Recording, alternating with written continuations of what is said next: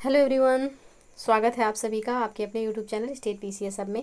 हम सॉल्व कर रहे हैं यूपी पीसीएस प्रीलिम्स परीक्षा के लिए संस्कृति आईएएस द्वारा संचालित टेस्ट सीरीज। और आप लोग प्लीज़ 27 अक्टूबर को ही मानकर तैयारी करिए, क्योंकि इनसाइडरों ने बहुत तेज़ी से आवाज़ लगाई और उसके बाद सब इतना शांत हो गए हैं कि कहीं से कोई खबर नहीं आ रही। बच्चों को बस डिस्टर्ब करके रखे हैं, ना ये इधर के हो रहे हैं ना उधर के हो रहे हैं। तो आप लोग प्लीज़ बिल्कुल भी चीज़ों से इन सब चीज़ों से दूर रहिए और 27 अक्टूबर को मानकर तैयारी करिए। जब ऑफिशियल नोटिफिकेशन आ जाएगा तो उसी को मानिएगा, बाकी अभी कुछ भी नहीं कहा जा सकता। अभी तैयारी करिए आप अच्छे से, बिल्कुल इधर उधर की बातों पर ध्यान मत दीजिए। तो ये जो है हमारा आज 7वां टेस्ट है संस्कृति आईएएस का। इसके पहले हमने 6 टेस्ट सॉल्व कर लिए हैं। वो 6 टेस्ट से संबंधित वीडियो चैनल पे अपलोड है। अगर अभी तक आपने सॉल्व नहीं किया है तो आप लोग प्लीज़ जाके देख सकते हैं। साथ ही वीडियो पसंद आए तो लाइक एवं शेयर जरूर कर दीजिएगा। चैनल पे नए हैं, चैनल को प्लीज़ सब्सक्राइब कर लीजिए। और ये पीडीएफ हमारे टेलीग्राम चैनल पर आपको मिलेगा, तो टेलीग्राम चैनल का लिंक इस वीडियो के डिस्क्रिप्शन बॉक्स में दिया गया है, वहाँ से आप लोग ज्वाइन कर लीजिए। तो चलिए आगे बढ़ते हैं। और आपको बता दें कि बीपीएससी जो आया है उसमें की बार 2000 तक की वैकेंसी है। तो आप लोग प्लीज़ बीपीएससी भरिएगा, क्योंकि आपको बिहार स्पेशल बस अलग से पढ़ना है, बाकी जीएस यही रहेगा। तो चलिए स्टार्ट करते हैं अपना ये टेस्ट सीरीज। यहाँ पे पहला प्रश्न है, निम्नलिखित में से कौन से गति के प्रथम नियम को संदर्भित करते हैं। पहला है कंबल को पीटने पर धूल के कणों का नीचे गिरना। दूसरा है पेड़ की टहनियों को हिलाने पर फल टूट कर नीचे गिरना। तीसरा है ऊंचाई से कूदने पर चोट लगना। चौथा है रॉकेट का आगे बढ़ना। तो यहाँ पर नीचे दिए गए कूट का प्रयोग करके सही उत्तर का चयन करना है। तो कौन कौन से यहाँ पे गति के प्रथम नियम के अंतर्गत आते हैं। तो कंबल को पीटने पर धूल कणों का नीचे गिरना और पेड़ की टहनियों को हिलाने पर फल टूट कर नीचे गिरना, ये दोनों जो हैं ये गति के प्रथम नियम के तहत आते हैं। तो ऑप्शन ए यहाँ पे सही आंसर हो जाएगा। और गति का जो प्रथम नियम है यह क्या है, तो यह है कि सभी वस्तुएं अपनी प्रारंभिक अवस्था को बनाए रखना चाहती हैं, अर्थात कोई वस्तु विराम की अवस्था में है तो वह विराम अवस्था में ही रहेगी, और यदि वह एक समान गति से सीधी रेखा में चल रही है तो वह वैसे ही चलती रहेगी जब तक कि उस पर कोई बाह्य बल न लगाया जाए। तो ऑप्शन ए यहाँ पे सही आंसर हो जाएगा। नेक्स्ट प्रश्न है, निम्नलिखित में से कौन सा विद्युत चुंबकीय बल को प्रदर्शित नहीं करता है। पृष्ठ तनाव, दो गतिमान सतहों के मध्य घर्षण, संपर्क में रखी दो वस्तुओं के मध्य संपर्क बल, इलेक्ट्रॉन का नाभिक के चारों ओर घूमना। कौन सा इसमें चुंबकीय बल को प्रदर्शित नहीं करता है। तो इसका जो सही आंसर हो जाएगा यह हो जाएगा ऑप्शन डी, इलेक्ट्रॉन का नाभिक के चारों ओर घूमना। यह विद्युत चुंबकीय बल को प्रदर्शित नहीं करता है। ऑप्शन डी यहाँ पे सही आंसर हो जाएगा। विद्युत चुंबकीय बल, तो विद्युत एवं चुंबकीय बल मिलाकर विद्युत चुंबकीय बल की रचना करते हैं। यह फोटान नामक कण के माध्यम से कार्य करता है। विद्युत चुंबकीय बल गुरुत्वाकर्षण बल से 10⁻38 गुना अधिक शक्तिशाली होता है। यह बल दो प्रकार का होता है, एक स्थिर वैद्युत बल होता है जो दो स्थिर बिंदु आवेशों के बीच लगने वाला बल स्थिर वैद्युत बल है, तथा चुंबकीय बल, दो चुंबकीय ध्रुवों के मध्य लगने वाला बल चुंबकीय बल। तो ऑप्शन डी यहाँ पे सही आंसर हो जाएगा। इलेक्ट्रॉन का नाभिक के चारों ओर घूमना चुंबकीय बल को प्रदर्शित नहीं करता। ऑप्शन डी सही आंसर। नेक्स्ट प्रश्न है, किसी वस्तु के वेग का परिणाम समय के साथ साथ बढ़ रहा है तो वस्तु का त्वरण निम्नलिखित में से किस प्रकार प्रभावित होगा। धनात्मक, ऋणात्मक, शून्य या फिर पहले ऋणात्मक फिर धनात्मक। तो इसका जो सही आंसर हो जाएगा यह हो जाएगा ऑप्शन ए धनात्मक। ऑप्शन ए यहाँ पे सही आंसर हो जाएगा, धनात्मक होगा। नेक्स्ट प्रश्न है, निम्नलिखित युग्मों में से कौन सा सही सुमेलित है। एक तरफ उपकरण है, दूसरी तरफ ऊर्जा का रूपांतरण है। माइक्रोफोन विद्युत ऊर्जा को ध्वनि ऊर्जा में, सितार यांत्रिक ऊर्जा को ध्वनि ऊर्जा में, डायनेमो विद्युत ऊर्जा को यांत्रिक ऊर्जा में, विद्युत सेल विद्युत ऊर्जा को रासायनिक ऊर्जा में। तो यहाँ पे कौन सा जो है सही सुमेलित है। तो इसका जो सही आंसर हो जाएगा यह हो जाएगा ऑप्शन बी। ऑप्शन बी में जो दिया हुआ है सितार यांत्रिक ऊर्जा को ध्वनि ऊर्जा में, बिल्कुल सही है। डायनेमो जो है यह यांत्रिक ऊर्जा को विद्युत ऊर्जा में बदलता है, तो यहाँ पे तीसरा गलत है। माइक्रोफोन जो यहाँ पे दिया हुआ है, तो माइक्रोफोन जो है या ध्वनि ऊर्जा को विद्युत ऊर्जा में बदलता है, यहाँ पे गलत दिया हुआ है। और विद्युत सेल जो है, तो विद्युत सेल यह रासायनिक ऊर्जा को विद्युत ऊर्जा में बदलता है, तो यहाँ अपोजिट दिया हुआ है, तो ये भी गलत है। तो यहाँ पे ऑप्शन बी पहले से सही सुमेलित है, यही इसका आंसर हो जाएगा। नेक्स्ट प्रश्न है, साधारण वायुमंडलीय दाब पर जल का क्वथनांक 100 डिग्री सेल्सियस होता है। यदि दाब को दोगुना कर दिया जाए तो जल का क्वथनांक कितना हो जाएगा। 125 degree Celsius, 150 degree Celsius, 200 degree Celsius या फिर अपरिवर्तित रहेगा। तो यहाँ पे इसका जो सही आंसर हो जाएगा यह हो जाएगा 125 डिग्री सेल्सियस हो जाएगा। ऑप्शन ए यहाँ पे सही आंसर। नेक्स्ट प्रश्न है, प्रस्रवित तरंगों का प्रयोग निम्नलिखित में से किन उद्देश्यों के लिए किया जाता है। पहला है दूध के अंदर के हानिकारक जीवाणु को नष्ट करने में, दूसरा है गठिया रोग के उपचार में, तीसरा है मस्तिष्क के ट्यूमर का पता लगाने में, और चौथा कथन है समुद्र की गहराई का पता लगाने में। तो प्रस्रवित तरंगों का उपयोग किसमें किया जाता है। तो इसका उपयोग जो है इन चारों चीज़ों में किया जाता है, इन सब में किया जाता है। तो ऑप्शन डी यहाँ पे सही आंसर हो जाएगा। 20,000 हर्ट्ज से अधिक आवृत्ति वाली तरंगे जो हैं या प्रस्रव तरंगे कहलाती हैं। मनुष्य के कान इसे सुन नहीं सकते, परंतु कुछ जानवर जैसे कुत्ता, बिल्ली, चमगादड़ आदि इन्हें सुन सकते हैं। और इनका उपयोग किसमें किसमें किया जाता है? तो ये ऊपर जो चारों ऑप्शन दिए हैं सब में किया जाता है। ऑप्शन डी यहाँ पे सही आंसर हो जाएगा। नेक्स्ट प्रश्न है, निम्नलिखित में से कौन सी घटना प्रकाश के अपवर्तन के कारण घटित होती है? हीरे का चमकना, पानी में हवा के बुलबुले का चमकना, रात्रि के समय तारों का टिमटिमाना, या फिर रेगिस्तान में मरीचिका का दिखाई पड़ना। कौन सी घटना इसमें प्रकाश के अपवर्तन के कारण होती है? तो इसका जो सही आंसर हो जाएगा यह हो जाएगा ऑप्शन सी, रात्रि के समय तारों का टिमटिमाना प्रकाश के अपवर्तन के कारण है। ऑप्शन सी यहाँ पे सही आंसर होगा। नेक्स्ट प्रश्न है, जब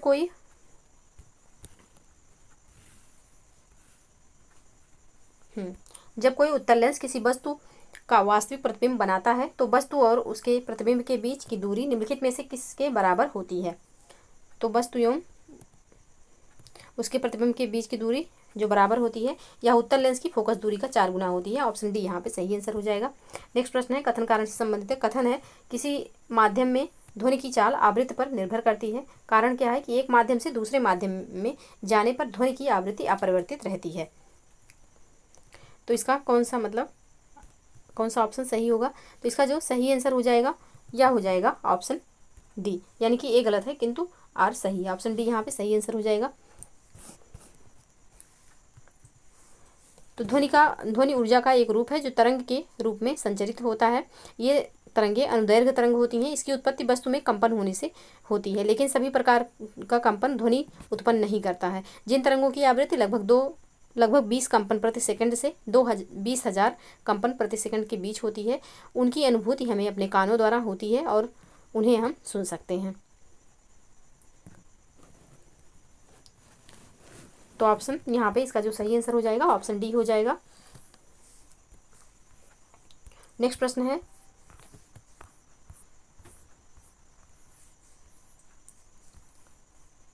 निम्नलिखित में से कौन सा विभिन्न माध्यमों में प्रकाश की चाल का सही अवरोही क्रम है? अवरोही क्रम पूछा गया है। तो निर्वात, जल, तारपीन का तेल और कांच, यानी कि सबसे ज़्यादा निर्वात में है और ऑप्शन में दिए गए सबसे कम जो होगा कांच में होगा। तो ऑप्शन बी यहाँ पे सही आंसर हो जाएगा। नेक्स्ट प्रश्न है, निम्नलिखित में से कौन सी नाभिकीय संलयन के परिणाम है? परमाणु बम, सूर्य से ऊर्जा की उत्पत्ति, परमाणु रिएक्टर, हाइड्रोजन बम।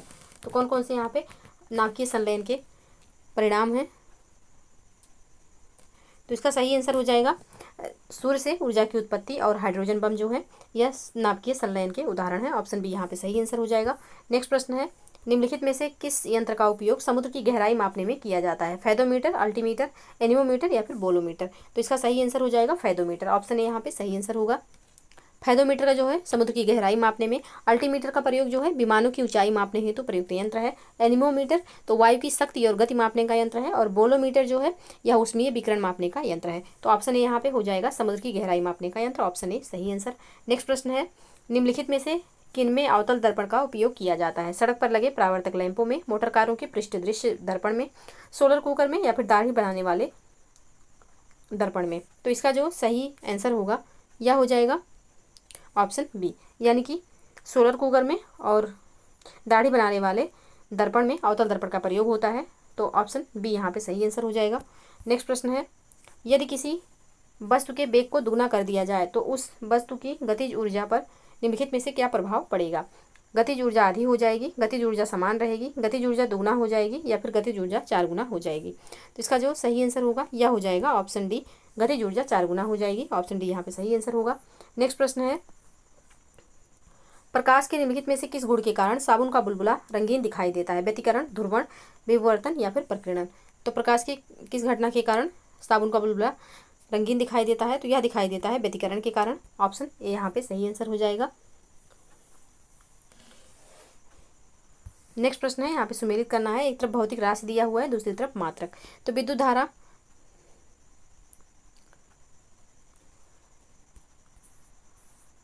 यहाँ पे विद्युत धारा का जो मात्रक हो जाएगा यह हो जाएगा एम्पियर। ताप का जो मात्रक होगा यह हो जाएगा केल्विन, और ज्योति तीव्रता का हो जाएगा कैंडला, और पदार्थ की मात्रा का हो जाएगा मोल। तो इसका जो सही कोड बनेगा यह हो जाएगा 3, 2, 1, 4। ऑप्शन बी में है, ऑप्शन बी इसका सही आंसर होगा। नेक्स्ट प्रश्न है, निम्नलिखित में से किसी नाभिकीय रिएक्टर में मंदक के रूप में प्रयुक्त किया जाता है? थोरियम, ग्रेफाइट, रेडियम या फिर साधारण जल। तो नाभिकीय रिएक्टर में मंदक के रूप में किसे प्रयोग किया जाता है? तो मंदक के रूप में प्रयोग किया जाता है ग्रेफाइट का। ऑप्शन बी यहाँ पे सही आंसर हो जाएगा। परमाणु रिएक्टर एक के द्वारा नाभिकीय ऊर्जा को रचनात्मक कार्यों के प्रयोग में लाया जाता है। यह एक ऐसी युक्ति है जिसमें यूरेनियम 235 का नियंत्रित विखंडन कराया जाता है। विखंडन में निकलने वाली ऊष्मा ऊर्जा से पानी का भाप बनाकर टरबाइन चलाया जाता है, जिससे विद्युत का उत्पादन होता है। विखंडन अपक्रिया से उत्पन्न न्यूट्रिनों की गति तीव्र होती है। इन न्यूट्रिनों की गति को मंदित करने के लिए भारी जल या ग्रेफाइट का प्रयोग मंदक के रूप में किया जाता है। तो ऑप्शन बी यहाँ पे सही आंसर हो जाएगा। नेक्स्ट प्रश्न है, जरादृष्टि दोष के संदर्भ में निम्नलिखित में से कौन कथनों पर विचार कीजिए? पहला है, इस रोग में नेत्र की सामंजन क्षमता कम हो जाती है। दूसरा है, इसमें व्यक्ति की निकट एवं दूर हो दोनों की देखने की क्षमता समाप्त होती है। तीसरा है, इसके निवारण के लिए द्विफोक्सी लेंस का प्रयोग किया जाता है। अब यहाँ पे कोड का प्रयोग करके सही आंसर बताना है, कौन सा यहाँ पे सही आंसर होगा। तो इसका जो सही आंसर हो जाएगा यह हो जाएगा ऑप्शन डी। तीनों कथन यहाँ पे बिल्कुल सही है, ऑप्शन डी यहाँ पे सही आंसर होगा। नेक्स्ट प्रश्न है,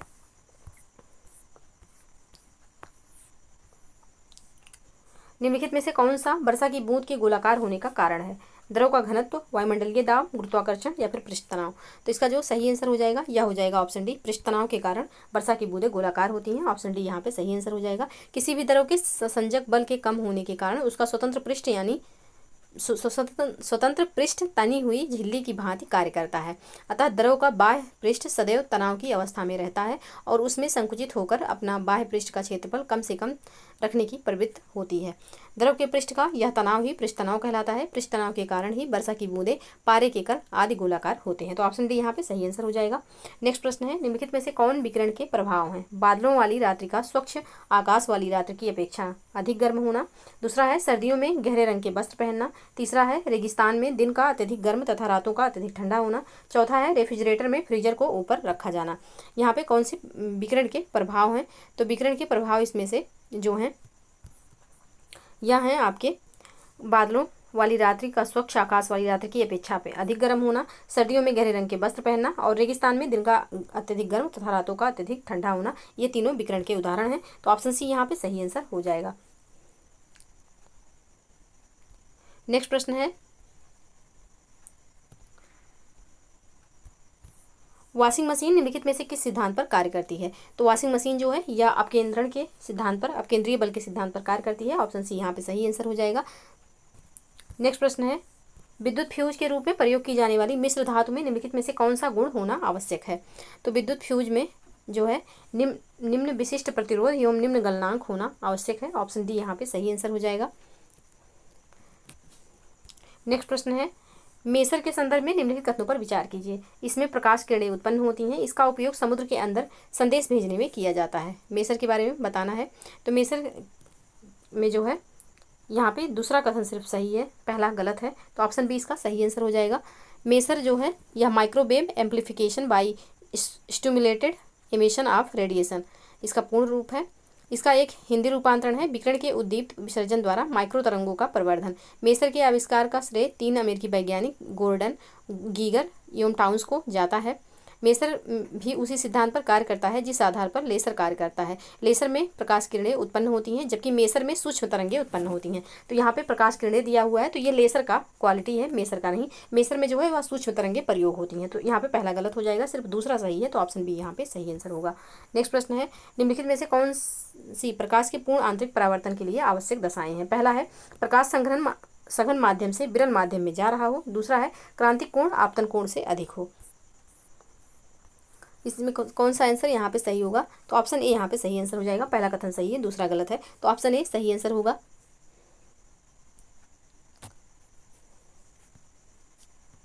यानी कि पहला गलत है। यहाँ पे जो दिया हुआ है नीचे की क्रांतिक कोण आपतन कोण से अधिक हो, तो ये गलत है क्योंकि आपतन कोण क्रांतिक कोण से बड़ा हो, ये यहाँ पे सही होगा। दूसरा गलत है, पहला सिर्फ सही है। ऑप्शन ए इसका सही आंसर हो जाएगा। नेक्स्ट प्रश्न है, निम्नलिखित युग्मों पर विचार कीजिए। विद्युत चुंबकीय तरंगे उपयोग, गामा किरणें विद्युत रेडियोधर्मिता, एक्स किरणें चिकित्सा एवं औद्योगिक क्षेत्र, पराबैंगनी किरण प्रकाश वैद्युत प्रभाव उत्पन्न करने, अवरक्त विकिरण रोगियों की सिकाई करने। अब यहाँ पे कौन सा सही सुमेलित है? तो इसका जो सही आंसर हो जाएगा ऑप्शन डी हो जाएगा। चारों ऑप्शन बिल्कुल सही सुमेलित हैं, ऑप्शन डी यहाँ पे सही आंसर होगा। नेक्स्ट प्रश्न है, दृष्टि निर्बाध के अंतर्गत किसी वस्तु का प्रतिबिंब रेटिना पर कितनी अवधि तक बना रहता है? तो रेटिना पर कितनी अवधि तक ये प्रतिबिंब बनता है? तो यह बनता है 1/10 सेकंड तक। ऑप्शन ए यहाँ पे सही आंसर हो जाएगा। नेक्स्ट प्रश्न है, निम्नलिखित में से कौन सी बेतार संचार प्रणाली या प्रणालियाँ हैं? Radio frequency identification, white wifi, WiMAX, इसमें से कौन सी बेतार संचार प्रणाली है? तो तीनों जो हैं यह बेतार संचार प्रणाली है, ऑप्शन डी यहाँ पे सही आंसर हो जाएगा। तो बेतार संचार प्रणाली क्या होता है इसके बारे में जानते हैं। तो बेतार संचार प्रणाली तकनीक में बिना केबल और तार के रेडियो फ्रीक्वेंसी और अवरक्त किरणों की मदद से डाटा को एक स्थान से दूसरे स्थान एवं एक डिवाइस से दूसरे डिवाइस में भेजा जाता है। इंटरनेट, वाईफाई, ब्लूटूथ इत्यादि जो हैं तकनीकों में बेतार संचार तकनीकी का प्रयोग होता है। तो ऑप्शन डी यहाँ पे सही आंसर हो जाएगा। नेक्स्ट प्रश्न है, निम्नलिखित कथनों पर विचार कीजिए। पहला कथन है, ठोस पदार्थों में ऊष्मा का संचरण संवहन द्वारा होता है। दूसरा है, विकिरण के प्रभाव के कारण ही धातु के प्याले की तुलना में चीनी मिट्टी के प्याले में चाय पीना आसान होता है। उपयुक्त कथनों में से कौन सा सही है यहाँ है? तो इसका जो सही आंसर हो जाएगा यह हो जाएगा ऑप्शन डी, यानी कि ना तो पहला और ना ही दूसरा, दोनों में से कोई भी सही नहीं है। ऑप्शन डी यहाँ पे सही आंसर हो जाएगा। तो ठोस पदार्थों में ऊष्मा का जो संचरण होता है यह चालन द्वारा होता है, ना कि संवहन द्वारा। तो पहला तो इसलिए गलत हो जाएगा। अब दूसरा जो यहाँ पे दिया हुआ है कि विकिरण के प्रभाव के कारण ही धातु के प्याले की तुलना में चीनी मिट्टी के प्याले में चाय पीना आसान होता है, तो ये गलत है। चालन के कारण ही धातु के प्याले में चाय पीना कठिन है, जबकि चीनी मिट्टी के प्याले में चाय पीना आसान है। तो यहाँ पे विकिरण के कारण दिया हुआ है तो ये गलत है, चालन के कारण ऐसा होता है। तो यहाँ पे दोनों कथन गलत हो जाएंगे, ऑप्शन डी इसका सही आंसर होगा। नेक्स्ट प्रश्न है,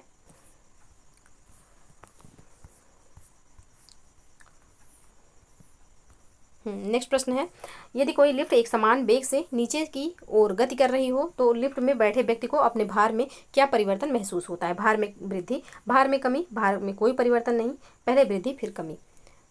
तो क्या महसूस होता है इसमें? तो इसका जो सही आंसर होगा, भार में कोई परिवर्तन नहीं महसूस होता है। ऑप्शन सी इसका सही आंसर हो जाएगा। नेक्स्ट प्रश्न है, धूप के चश्मों के लेंस बनाने में निम्नलिखित में से किस कांच का प्रयोग किया जाता है? सोडा कांच, फ्लिंट कांच, क्रुक्स कांच या फिर पोटास कांच?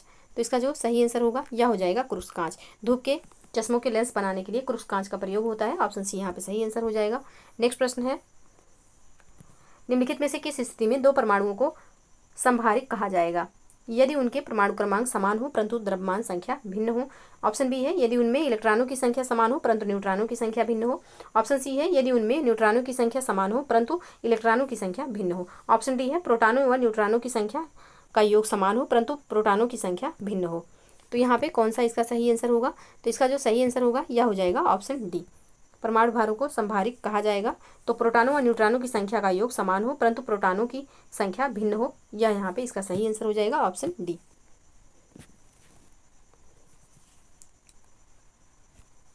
नेक्स्ट प्रश्न है, निम्नलिखित में से कौन से भौतिक परिवर्तन को निरूपित करते हैं? चांदी के बर्तन का काला होना, दूध से दही बनना, नमक का पानी में घुलना, मोम का पिघलना। नीचे दिए गए कोड का प्रयोग करके सही उत्तर यहाँ पे बताना है। तो इसका जो सही आंसर हो जाएगा यह हो जाएगा ऑप्शन बी, यानी कि नमक का पानी में घुलना और मोम का पिघलना। ये किसके उदाहरण है? तो भौतिक परिवर्तन के उदाहरण है। ऑप्शन बी यहाँ पे सही आंसर हो जाएगा। नेक्स्ट प्रश्न है, निम्नलिखित में से कौन मोती के मुख्य अवयव हैं? मोती के मुख्य अवयव कौन कौन से हैं? तो यहाँ पे एरागोनाइट और कांचियोलिन जो है यह मोती के मुख्य अवयव हैं। ऑप्शन सी यहाँ पे सही आंसर हो जाएगा। नेक्स्ट प्रश्न है, निम्नलिखित में से कौन सा रेडियो सक्रिय किरणों का उनकी वेधन क्षमता के अनुसार सही आरोही क्रम है, यानी कि बढ़ते क्रम में? तो इसका जो सही होगा यह हो जाएगा अल्फा, बीटा और गामा। सबसे ज़्यादा रेडियो सक्रिय कौन सी है? रेडियो सक्रिय और उनकी वेधन क्षमता तो सबसे ज़्यादा गामा की है, यहाँ पे सबसे कम अल्फा की होगी। तो ऑप्शन ए इसका सही आंसर हो जाएगा। नेक्स्ट प्रश्न है, निम्नलिखित में से कौन से क्षार के प्रमुख गुण हैं? विद्युत का सुचालक, स्वाद में खट्टा होना, फिनाइलफ्थलीन को गुलाबी कर देना, धातु से क्रिया करके हाइड्रोजन गैस मुक्त करना। कौन से इसमें से क्षार के प्रमुख गुण हैं? तो इसमें जो क्षार के प्रमुख गुण हैं वह हैं विद्युत का सुचालक और फिनाइलफ्थलीन को गुलाबी कर देना, यानी कि पहला एवं तीसरा इसके गुण हैं। ऑप्शन ए इसका सही आंसर हो जाएगा। क्षार धातु या धातुओं के सदृश आचरण करने वाला मूलकों के यौगिक हैं जो अम्लों से अभिक्रिया करके लवण एवं जल बनाते हैं। क्षार के गुण क्या क्या हैं देखते हैं। तो ये स्वाद में तीखे एवं कड़वे होते हैं, ये छूने में साबुन जैसे चिकने लगते हैं, प्रबल क्षार विद्युत के सुचालक होते हैं। ये लाल लिटमस को नीला तथा मिथाइल ऑरेंज को पीला कर देते हैं। इनमें तेल और गंधक को घुला देने की क्षमता होती है आदि। तो ऑप्शन ए यहाँ पे सही आंसर हो जाएगा। नेक्स्ट प्रश्न है, ऑक्जेलिक अम्ल का प्रयोग निम्नलिखित में से किस कार्य में नहीं किया जाता है? फोटोग्राफी, कपड़ों की छपाई, पेट्रोलियम शोधन, चमड़े का विरंजन। किसमें ऑक्जेलिक अम्ल का प्रयोग नहीं होता है? तो यहाँ पे ऑप्शन सी है, पेट्रोलियम शोधन में ऑक्जेलिक अम्ल का प्रयोग नहीं होता है। ऑप्शन सी इसका सही आंसर हो जाएगा। नेक्स्ट प्रश्न है, यहाँ पे पूछा गया है कौन सा युग्म सही सुमेलित नहीं है? एक तरफ कण है, दूसरी तरफ खोजकर्ता दिया हुआ है। तो positron Niels Bohr, Mason Yukawa, neutron James Chadwick, proton Goldstein. कौन सा इसमें सही सुमेलित नहीं है? तो इसका जो सही आंसर हो जाएगा यह हो जाएगा ऑप्शन ए। पॉजिट्रॉन जो है इसकी खोज नील्स बोर ने नहीं की है। ऑप्शन ए यहाँ पे सही सुमेलित नहीं है। पॉजिट्रॉन की खोज जो है 1932 में कार्ल डी एंडरसन ने की थी। यह धन आवेशित मूलकण है जिसका द्रव्यमान व आवेश इलेक्ट्रॉन के समान होता है, इसलिए इसे इलेक्ट्रॉन का एंटी कण भी कहा जाता है पॉजिट्रॉन। तो ऑप्शन यहाँ पे सही आंसर हो जाएगा, जो कि सही सुमेलित नहीं है। बाकी ये तीनों बिल्कुल सही सुमेलित हैं। नेक्स्ट प्रश्न है, क्लोरीन का औद्योगिक स्तर पर निर्माण निम्नलिखित में से किस विधि द्वारा किया जाता है? तो क्लोरीन का औद्योगिक स्तर पर जो विकास है यह डीकन विधि द्वारा किया जाता है। ऑप्शन बी यहाँ पे सही आंसर हो जाएगा।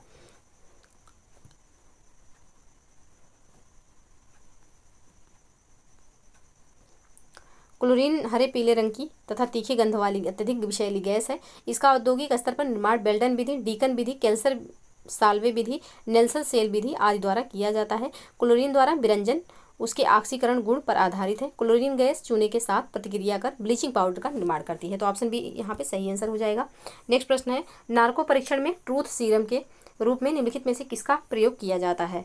ट्रूथ सीरम के रूप में किसका प्रयोग किया जाता है? तो यहाँ पे सोडियम पेंटाथोल और सोडियम एमाइटल का प्रयोग किया जाता है ट्रूथ सीरम के रूप में। ऑप्शन बी यहाँ पे सही आंसर हो जाएगा। नार्को टेस्ट एक ऐसी प्रक्रिया है जिसमें किसी व्यक्ति को कुछ दवाएं दी जाती हैं जो व्यक्ति को आंशिक रूप से अचेत अवस्था में ले जाती है। इस तकनीक का उपयोग मुख्य रूप से उन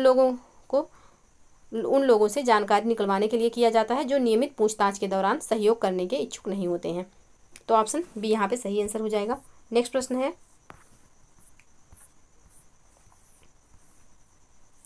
निम्नलिखित में से किस अम्ल का प्रयोग कांच पर लिखने के लिए किया जाता है? तो कांच पर लिखने के लिए कौन से अम्ल का प्रयोग होता है? तो यहाँ पे हाइड्रोफ्लोरिक अम्ल का प्रयोग होता है। हाइड्रोक्लोरिक नहीं है, या हाइड्रोफ्लोरिक अम्ल है। इसका प्रयोग किया जाता है किस पर? तो कांच पर लिखने के लिए। ऑप्शन सी सही आंसर। नेक्स्ट प्रश्न है, हाल ही में केंद्र सरकार द्वारा एक राष्ट्र एक चुनाव के संदर्भ में सुझाव प्रस्तुत करने के उद्देश्य से गठित की गई समिति का अध्यक्ष निम्नलिखित में से किसे नियुक्त किया गया? तो यह नियुक्त किया गया था रामनाथ कोविंद जी को, पूर्व राष्ट्रपति। ऑप्शन सी यहाँ पे सही आंसर हो जाएगा। नेक्स्ट प्रश्न है, निम्नलिखित में से 18वें G20 शिखर सम्मेलन 2023 के परिणाम है? ग्लोबल बायोफ्यूल अलायंस का गठन, G20 समूह में अफ्रीकी संघ का प्रवेश, भारत मध्य पूर्व यूरोपीय गलियारे के गठन पर सहमति, आतंकवाद के प्रणेता के रूप में पाकिस्तान की निंदा। कौन से इसमें 18वें G20 शिखर सम्मेलन 2023 के परिणाम है? तो इसका जो सही आंसर हो जाएगा यह हो जाएगा ऑप्शन सी, यानी कि ऑप्शन सी यहाँ पे सही आंसर हो जाएगा, चौथा सही नहीं है। नेक्स्ट प्रश्न है, निम्नलिखित में से किसे कृषि एवं खाद्य उत्पादन में उनके अभूतपूर्व योगदान के लिए नॉर्मन बोरलॉग फील्ड अवार्ड 2023 से सम्मानित किया गया? किसे सम्मानित किया गया? तो यह सम्मानित किया गया है स्वाति नायक को। ऑप्शन बी यहाँ पे सही आंसर हो जाएगा। नेक्स्ट प्रश्न है, यहाँ पे पूछा गया कौन सा सही सुमेलित नहीं है? एक तरफ तिथि है, दूसरी तरफ दिवस दिया हुआ है। 8 सितंबर विश्व साक्षरता दिवस, 10 सितंबर विश्व आत्महत्या रोकथाम दिवस, 15 सितंबर अंतर्राष्ट्रीय लोकतंत्र दिवस, 23 सितंबर विश्व पर्यटन दिवस। कौन सा इसमें सही सुमेलित नहीं है? तो यहाँ पे ऑप्शन डी में जो दिया हुआ है 23 सितंबर विश्व पर्यटन दिवस, ये सही नहीं है। 27 सितंबर को विश्व पर्यटन दिवस मनाया जाता है।